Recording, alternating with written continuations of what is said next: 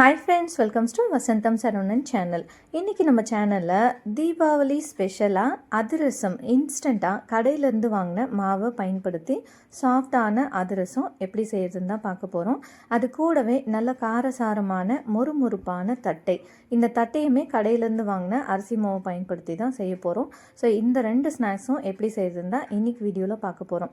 வீடியோக்குள்ளே போகிறதுக்கு முன்னாடி நம்ம வசந்தம் சரவணன் சேனலை சப்ஸ்கிரைப் பண்ணாதவங்க சப்ஸ்கிரைப் பண்ணிக்கோங்க. கூடவே இருக்க பெல் ஐக்கானையும் கிளிக் பண்ணிக்கோங்க. இப்போ ஃபஸ்ட்டு நம்ம அதிரசம் இன்ஸ்டண்ட்டாக எப்படி செய்யறதுன்னு பார்க்கலாம். இப்போது கடையிலேருந்து வாங்கின அரிசி மாவுலேருந்து 2 டம்ளர் அளவுக்கு அரிசி மாவு எடுத்துக்கிறேன். இதை ஒரு மாவு சலிக்கிற சல்லடைக்கு மாற்றிட்டு நல்லா சலித்து எடுத்துக்கலாம். இந்த அரிசி மாவு பச்சரிசி மாவா புழுங்கல் அரிசி மாவான்னு சொல்லி எதுவும் மென்ஷன் பண்ண கிடையாது. ஜஸ்ட் கடையில் பேக்கெட்லலாம் கிடைக்கும் இல்லையா, அந்த மாதிரி அரிசி மாவு தான் வாங்கியிருக்கேன். இதனால் நம்ம ஃபஸ்ட்டு சலிச்சுட்டு எடுத்துக்கலாம். இந்த மாவோட அளவு பார்த்திங்கன்னா மொத்தமாக 1/4 கிலோ அளவுக்கு கிடச்சிது. 250 கிராம் அளவுக்கு இருந்துச்சு. இப்போ இதனால் சலித்து எடுத்துக்கலாம். மாவு சலிச்சாச்சு.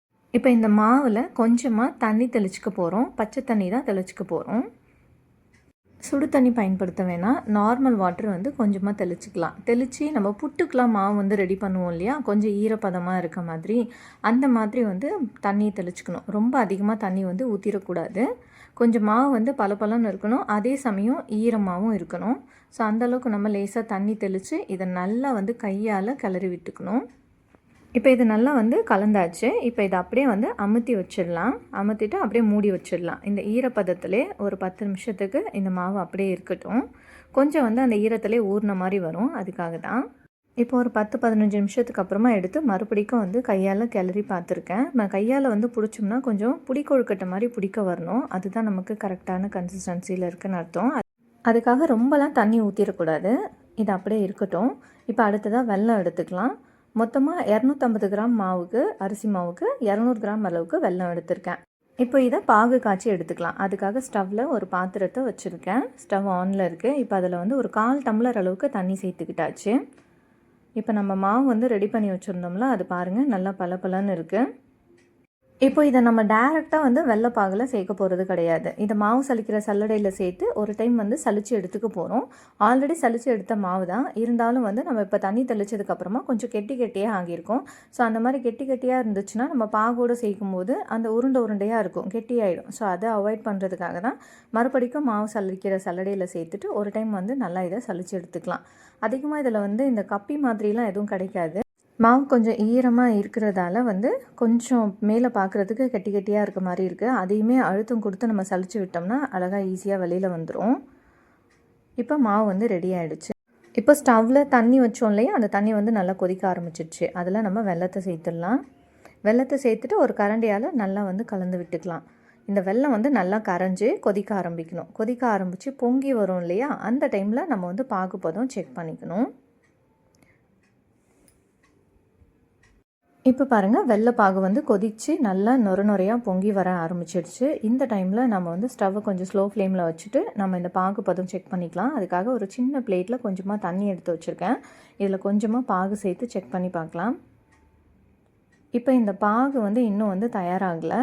ஏன்னா நமக்கு கையால் அந்த ஜெல்லி மாதிரி உருட்டுறதுக்கு அந்த பதம் வரணும். அது வரல, அப்படியே தண்ணியில் கரைஞ்சி ஓடுது. ஸோ இது கரெக்டான பதம் கிடையாது. இன்னும் ஒரு நிமிஷம் இல்லாட்டி ஒரு 2 நிமிஷத்தில் நமக்கு பாகு பதம் கரெக்டாக கிடச்சிரும். இப்போ பாருங்கள், இதை நம்ம சேர்த்தோம்னா அழகாக அந்த ஜெல்லி மாதிரி உருட்டுறதுக்கு வரும். ஸோ அதுதான் கரெக்டான அளவு. இதுக்கு மேலே இருந்தாலும் நமக்கு கேரமல் ஸ்டேஜுக்கு போயிட்டாலும் அதிரசம் ரொம்ப ஹார்டாகிடும். இந்த பாகு தண்ணியில் சேர்த்து நல்லா ஒன்றா சேர்த்தோம்னா கையில் எடுக்கிறதுக்கு வரணும். அதே சமயம் ஜெல்லி மாதிரியும் தளன்னு இருக்கணும். அதுதான் கரெக்டான பதம். இப்போ இந்த மாவு நம்ம வெள்ளைப்பாகில் சேர்த்து அப்படியே கலந்து விட்டுட்டே இருக்க வேண்டியதான். ஸ்டவ்வை கம்ப்ளீட்டாக ஸ்லோ ஃப்ளேமில் தான் இருக்குது. இன்னும் ஸ்டவ்வை நான் ஆஃப் பண்ணலை. இதை நல்லா ஃபுல்லாக கலந்து விட்டு அதுக்கப்புறமா நம்ம ஸ்டவ்வை ஆஃப் பண்ணிடலாம். இதை நல்லா கைவிடாமல் கிண்டிகிட்டே இருக்கணும். அப்போ தான் கட்டியாக ஆகாமல் நல்ல ஈவனாக கிடைக்கும் இந்த மாவு. இப்போ அதிரச மாவு ரெடி ஆகிடுச்சு. இப்போ நான் ஸ்டவ்வை ஆஃப் பண்ணிட்டேன். இப்போ இந்த ஸ்டேஜில் இதில் ஒரு 1/4 டீஸ்பூன் அளவுக்கு ஏலக்காய் பொடி சேர்த்துக்கிறேன். சர்க்கரை சேர்த்து ஏலக்காய் பொடி அரைச்சி வச்சுருக்கேன். அதுலேருந்து ஒரு 1/4 டீஸ்பூன் அளவுக்கு இதில் சேர்த்துக்கலாம். ஏலக்காய் பொடி சேர்த்து செய்யும்போது அதிரசம் இன்னுமே மணமாக இருக்கும் சாப்பிடும்போது. இப்போ இது கூடவே ஒரு 2லேருந்து 3 டீஸ்பூன் அளவுக்கு நெய் சேர்த்துக்கிறேன்.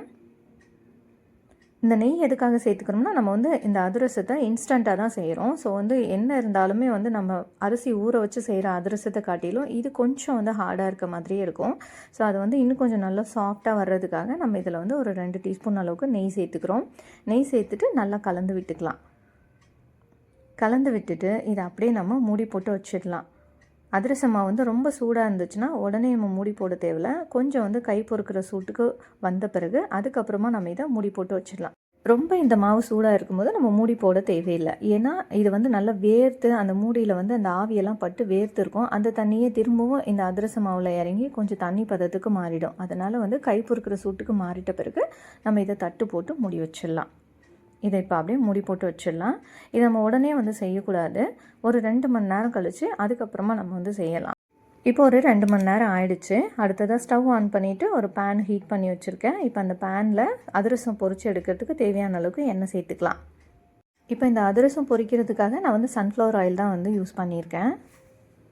இப்போ இந்த எண்ணெய் அப்படியே சூடாகட்டும். அதுக்குள்ளே நம்ம அதிரச மாவு எடுத்து அதை குட்டி குட்டியாக ரவுண்ட் ஷேப்பில் வந்து தட்டி எடுத்துக்கலாம். பாருங்கள், மாவு வந்து ரொம்ப இலக்கமாகவும் இல்லை, அதே சமயம் ரொம்ப ஹார்டாகவும் இல்லை. கையால் எடுத்தோம்னா நல்லா சாஃப்டாக வரும். இந்த அளவுக்கு இருக்கணும். இந்த அதிரசத்தோட பதம் வந்து அப்போ தான் கரெக்டாக நமக்கு எண்ணெயில் போட்டு பொரிச்சு எடுக்கும்போது கொஞ்சம் அந்த பூரி மாதிரி உப்பி வரும் நமக்கு. இந்த மாதிரி கொஞ்சமாக மாவு எடுத்து குட்டி குட்டி உருண்டைகளாக உருட்டி வச்சுக்கலாம். மாவு நல்லா சாஃப்டாக இருக்கிறதால இந்த உருண்டையுமே வந்து நல்லா சாஃப்டாக கிடைக்குது நமக்கு. சப்பாத்தி மாவு மாதிரியே இருக்குது. இப்போ இந்த மாவு வந்து அழகாக ரவுண்ட் ஷேப்க்கு தட்டி எடுத்துக்கலாம். அதுக்காக நம்ம வீட்டில் ப்ரொவிஷன்ஸ்லாம் வாங்குவோம் இல்லையா, அந்த கவரை எடுத்து வச்சுருக்கேன். இப்போ அந்த கவரில் கொஞ்சமாக எண்ணெய் தடவிக்கலாம். எண்ணெய் தடவிட்டு ஒவ்வொரு உருண்டைகளாக இந்த கவரில் எடுத்து வச்சு நம்ம கையாலே அழகாக தட்டி தட்டி ரவுண்ட் ஷேப்க்கு கொண்டு வந்துக்கலாம். ரொம்பவே ஈஸியாக தான் இருக்கும். மாவோட பதம் வந்து கரெக்டாக இருந்துச்சுன்னா நமக்கு இந்த மாதிரி ரவுண்ட் ஷேப்பில் தட்டுறதுக்குமே விரிசல் இல்லாமல் அழகாக வரும்.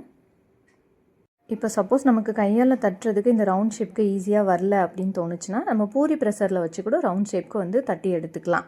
அப்படி இல்லைன்னா இந்த கப்பு கிண்ணங்கள்லாம் இருக்கும் இல்லையா, அதோட அடிப்பாகம் வந்து ஃப்ளாட்டாக இருக்கும். அதை வச்சு கூட நல்லா அழுத்தம் கொடுத்தோம்னா ரவுண்ட் ஷேப்க்கு வரும். இப்போ இதை வந்து ரெடி பண்ணியாச்சு. அடுத்ததாக ஸ்டவ்வில் நம்ம எண்ணெய் காய வச்சுருந்தோம் இல்லையா, அது எண்ணெய் காஞ்சிடுச்சா என்னன்னு சொல்லி செக் பண்ணிவிட்டு ஸ்டவ்வை மீடியம் ஃப்ளேமில் வச்சுட்டு நம்ம இதை ஒவ்வொன்றா அதில் போட்டு பொரிச்சு எடுத்துக்கலாம். அதிரசம் செய்கிறதுக்கு இந்த எண்ணெயோட காய்ச்சல் வந்து ரொம்ப அதிகமாக இருக்கணும்னு அவசியம் கிடையாது. ஸ்டவ்வை மீடியம் ஃப்ளேமில் வச்சிடலாம். எண்ணெய் வந்து ரொம்பலாம் சூடாகணும்னு அவசியம் இல்லை, மீடியமாக இருந்தாலே போதுமானதாக இருக்கும். இப்போ பாருங்கள், ஒரு அதிரசம் வந்து சேர்த்துருக்கோம்.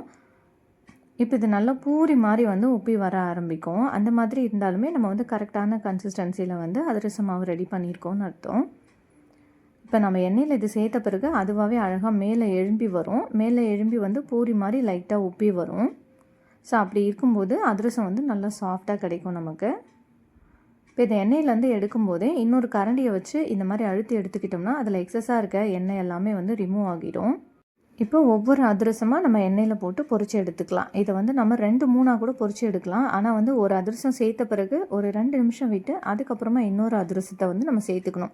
அப்போ தான் ஒன்றோடு ஒன்று ஒட்டாமல் இதை வந்து எடுக்க முடியும். அதே சமயம் இது வந்து சட்டுன்னு வெந்துடும். நமக்கு வந்து 1 நிமிஷம் அந்த 2 நிமிஷத்துலேயே பார்த்திங்கன்னா வெந்துடும். ஸோ அதனால் வந்து நம்ம ஆல்ரெடி தட்டி வச்சுக்கிட்டோம்னா அதிரசம் பொரிக்கிறது நமக்கு கொஞ்சம் ஈஸியாக இருக்கும். அவ்வளோதான். இப்போ பாருங்கள், அதிரசம் ரெடி ஆயிடுச்சு இன்ஸ்டண்ட்டாக. இந்த அதிரசம் வந்து நம்ம செய்கிற அன்னைக்கு விடவும் அடுத்த நாள் பார்த்திங்கன்னா ரொம்பவே சாஃப்டாக இருக்கும். பாருங்கள், அதிரசம் நல்லா சாஃப்டாக கிடச்சிருக்கு. என்ன இருந்தாலுமே நம்ம இன்ஸ்டண்ட்டாக செய்கிற அதிரசம் வந்து நம்ம ட்ரெடிஷ்னலாக செய்வோம் இல்லையா, அந்த அதிரசத்தோடு கம்பேர் பண்ணும்போது கொஞ்சம் சாஃப்ட்னஸ் வந்து கம்மியாக தான் இருக்கும். சிலருக்கு வந்து அதிரசம் மாவு ரெடி பண்ணி வச்சு அதுக்கப்புறம் ஒரு 3 நாளுக்கு அப்புறம் எடுத்து வச்சு அது செய்கிறதுக்கெல்லாம் அவங்களுக்கு டைம் இருக்காது. ஸோ அவங்களுக்குலாம் இது வந்து ரொம்ப கொஞ்சம் யூஸ்ஃபுல்லாக இருக்கும். இப்போ அடுத்ததாக நம்ம வந்து மொறுமொறுப்பாக தட்டை எப்படி செய்யுதுன்னு பார்க்கலாம். இந்த தட்டை செய்கிறதுக்கு நான் கடையிலேருந்து வாங்கின அரிசி மாவு தான் பயன்படுத்தியிருக்கேன். வெறுமனே அரிசி மாவு மட்டுமே வச்சு கிறிஸ்பியான தட்டை எப்படி செய்யுதுன்னு தான் இப்போ வீடியோவில் பார்க்க போகிறோம். இப்போ ஸ்டவ் ஆன் பண்ணிவிட்டு ஒரு பேன் ஹீட் பண்ணி வச்சுருக்கேன். இப்போ இந்த பேனில் நம்ம அரிசி மாவு சேர்த்துக்கலாம். அரிசி மாவு சேர்த்துட்டு இதை நல்லா வறுத்து எடுத்துக்க போகிறோம். அரிசி மாவு வறுக்கும்போது ஸ்டவ்வோட ஃப்ளேம் வந்து கொஞ்சம் ஸ்லோ ஃப்ளேமோட கொஞ்சம் அதிகமாக இருக்க மாதிரி பார்த்துக்கோங்க. மீடியம் ஃப்ளேமில் வைக்க தேவை கிடையாது. நம்ம மீடியம் ஃப்ளேமில் வச்சோம்னா சட்டுன்னு வந்து இந்த அரிசி மாவு சில சமயம் வந்து கரிஞ்சு போயிடும். அதனால் நல்லா ஸ்லோ ஃப்ளேமை விட கொஞ்சம் அதிகமாக வச்சு இதை அப்படியே மெதுவாக நல்லா வறுத்து விட்டுக்கலாம். இந்த அரிசி மாவு வந்து நல்லா சூடாகணும். கையால் நம்ம எடுத்து பார்த்தோம்னா கை பொறுக்க முடியாத சூடுக்கு இதை வந்து நல்லா வறுத்து எடுத்துக்கணும். அந்த ஸ்டேஜில் நம்ம வந்து ஸ்டவ்வை ஆஃப் பண்ணிடணும். ஆஃப் பண்ணிவிட்டு இந்த அரிசி மாவு வந்து அப்படியே நல்லா ஆற விட்டுடணும். ஆற விட்டுட்டு அதுக்கப்புறமா இந்த அரிசி மாவு எடுத்து சலிச்சுட்டு அப்புறம் தான் நம்ம வந்து தட்டை செய்ய ஆரம்பிக்கணும். இப்போ இது வந்து நல்லா வறுபட்டுடுச்சு. இதை அப்படியே ஆற விட்டுடலாம். இப்போ ஆறிட்ட அந்த அரிசி மாவுலேருந்து ஒரு 2 டம்ளர் அளவுக்கு வறுத்த அரிசி மாவு வந்து எடுத்துக்கிறேன். எடுத்துக்கிட்டு இதை நல்லா வந்து சலிச்சுக்கலாம். அதே மாதிரி அரிசி மாவு வறுக்கும் போது அது கலரெல்லாம் மாறக்கூடாது, ப்ரௌன் கலருக்கெலாம் மாறக்கூடாது. சும்மா ஜஸ்ட் அது நல்லா சூடானாலே போதுமானதாக இருக்கும். இப்போ 2 டம்ளர் அளவுக்கு அரிசி மாவு எடுத்து சலிச்சாச்சு. இப்போ அடுத்ததாக ஸ்டவ் ஆன் பண்ணிவிட்டு ஒரு பாத்திரத்தை ஹீட் பண்ணி வச்சுருக்கேன். இப்போ இதில் 1.5 டம்ளர் அளவுக்கு நம்ம தண்ணி சேர்த்துக்கலாம். 2 டம்ளர் அளவுக்கு அரிசி மாவு எடுத்திருக்கோம். அதுக்கு வந்து 1.5 டம்ளர் அளவுக்கு தண்ணி போதுமானதாக இருக்கும். எந்த ஸ்நாக்ஸ் செய்கிறதா இருந்தாலும், முறுக்கு, ரிப்பன் பக்கோடா எதுக்காக இருந்தாலும் நம்ம எடுத்துக்கிற மாவு விடவும் கொஞ்சம் தண்ணி வந்து கம்மியாக சேர்த்துக்கணும். இப்போ இதில் 3 டீஸ்பூன் அளவுக்கு பட்டர் சேர்த்துக்கிறேன். நம்ம இதுக்கு முன்னாடி ரிப்பன் பக்கோடா வீடியோலாம் போட்டிருப்போம். பட்டர் முறுக்கு, ரிப்பன் பக்கோடா இது எல்லாத்துக்கும் பார்த்திங்கன்னா இப்போ எவ்வளோ டம்ளர் நம்ம மாவு எடுத்துக்கிறோமோ அதை கணக்கு பண்ணி நம்ம பட்டர் வந்து சேர்த்துப்போம். அதாவது 2 டம்ளர் மாவுக்கு 2 ஸ்பூன் பட்டர் கரெக்டாக இருக்கும். ஆனால் தட்டை செய்யும்போது மட்டும் நம்ம வந்து 2 டம்ளர் மாவு எடுத்துக்கிறோம்னா 1 ஸ்பூன் வந்து எக்ஸ்ட்ரா பட்டர் சேர்த்துக்கணும். அப்போ தான் இது நல்லா கிறிஸ்பியாக கிடைக்கும். ஏன்னா நம்ம அரிசி மாவு மட்டும்தான் இதுக்கு பயன்படுத்தியிருக்கோம். அதனால் இப்போ இதில் கொஞ்சமாக கருப்பு எள்ளு சேர்த்துருக்கேன். அது கூடவே ஊற வச்ச கடலைப்பருப்பு ஒரு 3லேருந்து 4 டீஸ்பூன் அளவுக்கு கடலைப்பருப்பு சேர்த்துருக்கேன். கூடவே ஒரு 1/4 டீஸ்பூன் அளவுக்கு மஞ்சப்பொடி, 3 டீஸ்பூன் அளவுக்கு பட்டரு, கொஞ்சமாக கருப்பு எள்ளு, ஒரு 4 டீஸ்பூன் அளவுக்கு ஊற வச்ச கடலைப்பருப்பு, ஒரு 1/4 டீஸ்பூன் அளவுக்கு மஞ்சப்பொடி, அது கூடவே காரத்துக்கு 1 டீஸ்பூன் அளவுக்கு தனி மிளகாத்தூள். காரத்துக்கு தகுந்தாப்பில் நீங்கள் மிளகாத்தூள் சேர்த்துக்கோங்க. இப்போ இது எல்லாத்தையும் நல்லா கலந்து விட்டுடலாம். அடுத்ததாக இதுக்கு தேவையான அளவுக்கு உப்பும் நம்ம இது கூட சேர்த்துடலாம். அப்போ தான் நமக்கு வந்து மாவு வந்து அந்த பிசைஞ்சு ரெடி பண்ணும்போது கரெக்டாக ஈக்குவலாக வரும். இப்போ உப்பு சேர்த்தாச்சு. அடுத்ததாக இது கூட கொஞ்சமாக பெருங்காயத்தூள் சேர்த்துக்கிறேன். கட்டி பெருங்காயம் இருந்தால் கூட நம்ம தாராளமாக சேர்த்துக்கலாம், இன்னுமே நல்ல மணமாக இருக்கும். ஒரு 1/2 டீஸ்பூன் அளவுக்கு ஜீரகம் சேர்த்துக்கிறேன். கொஞ்சமாக பெருங்காய பொடி சேர்த்துக்கிறேன். கட்டி பெருங்காயம் சேர்த்துக்கிட்டால் கூட இந்த தண்ணி தானே, இது கொதிக்கும் போது நல்லா கரைஞ்சி வந்துடும். இப்போ நம்ம சேர்த்துக்கிட்ட பட்டர் வந்து நல்லா மெல்ட் ஆக ஆரம்பிச்சு இந்த தண்ணி நல்லா கொதிக்க ஆரம்பிச்சிருக்கு. இது நல்லா கொதிக்கும் போது ஸ்டவ்வை வந்து ஸ்லோ ஃப்ளேமில் வச்சிடணும். ஸ்லோ ஃப்ளேமில் வச்சுட்டு அதுக்கப்புறம் நம்ம சலிச்சு வச்சுருக்கோம் இல்லையா மாவு, அதை வந்து இதில் கொஞ்சம் கொஞ்சமாக சேர்த்து அப்படியே வந்து கலரி விட்டுட்டே இருக்கணும்.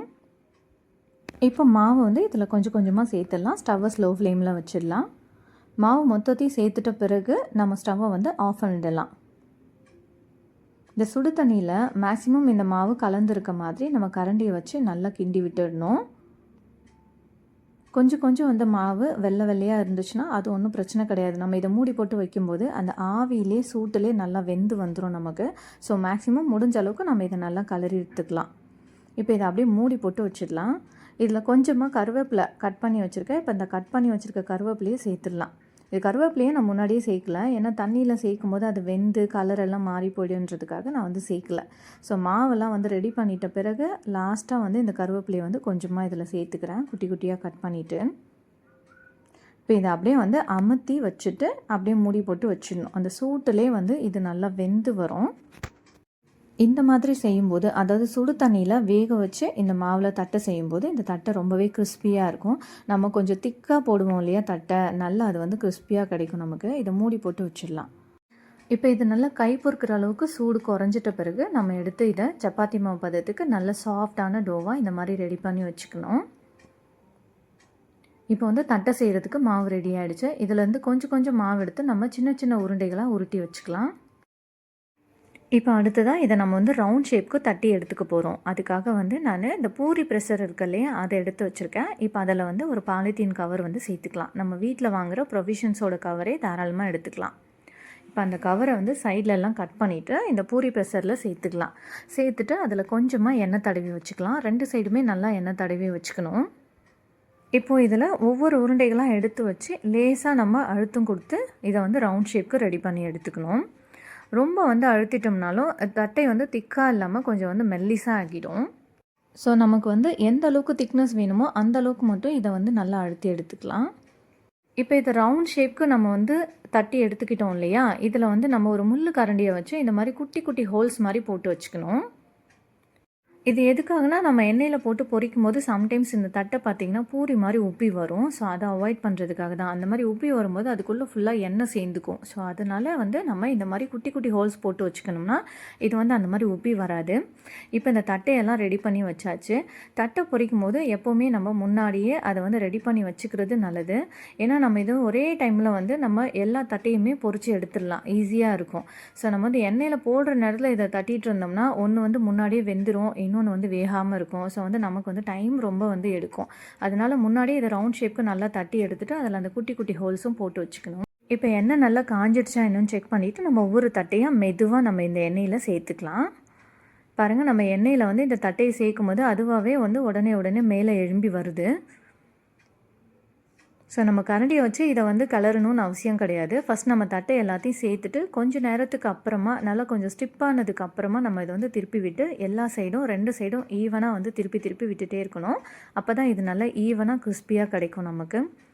இது எண்ணெயோட பபிள்ஸ் வந்து இப்போ அடங்கிடுச்சு. ஆனாலும் நம்ம வந்து ஒரு நிமிஷத்துக்கு எண்ணெயோட பபிள்ஸ் அடங்கிட்ட பிறகும் நம்ம வந்து அந்த எண்ணெயிலே வச்சுருக்கணும். அப்போ தான் வந்து தட்டை வந்து ஈவனாக நல்லா கிறிஸ்பியாகி வரும். இது எதுக்காகனா, சம்டைம்ஸ் பார்த்திங்கன்னா அந்த தட்டையோட நடுவில் பார்த்திங்கன்னா வேகாமல் இருக்கிற மாதிரி இருக்கும் நமக்கு. என்ன தான் நம்ம தட்டையை பர்ஃபெக்டாக செஞ்சாலும் கூட கண்டிப்பாக ஒரு 5-6 தட்டையாவது அந்த மாதிரி வேகாமல் கிடைக்கும். ஸோ அதை அவாய்ட் பண்ணுறதுக்காக நம்ம எண்ணெயிலே ஒரு நிமிஷம் வச்சுருந்து எடுத்துக்கணும். அவ்வளோதான், நல்ல காரசாரமான கிறிஸ்பியான தட்டை ரெடி ஆகிடுச்சு. ஓகே ஃப்ரெண்ட்ஸ், கண்டிப்பாக இந்த வீடியோ உங்களுக்கு யூஸ்ஃபுல்லாக இருந்திருக்கும் நம்புகிறேன். இந்த வீடியோ உங்களுக்கு ரொம்ப பிடிச்சிருந்தா இந்த ரெசிபியை உங்களோட ஃபேமிலி அண்ட் ஃப்ரெண்ட்ஸ்க்கு ஷேர் பண்ணுங்கள், லைக் பண்ணுங்கள், கமெண்ட் பண்ணுங்கள். தேங்க்ஸ் ஃபார் வாட்சிங்.